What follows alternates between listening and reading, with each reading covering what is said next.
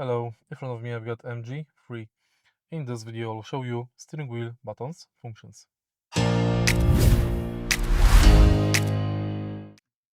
In the beginning, take a look at the right side of the steering wheel. Right here we've got this panel. Press this button to navigate through instrument cluster, then use arrows button.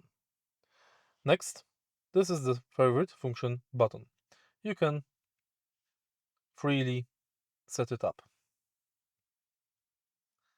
Thanks to this button, you can change volume and radio station, and you can also navigate through instrument cluster after you press this button. Thanks to call button, you can answer and end phone calls. On the left side, we've got second star button, which is also the second favorite function we can set up. In this case, it's backup camera. Here we've got the voice assistant, and here we've got the steering assist. Thanks to this button, we can also enable adaptive cruise control and we can manage it. And that's basically it. If you find this video helpful, please leave a like, comment and subscribe.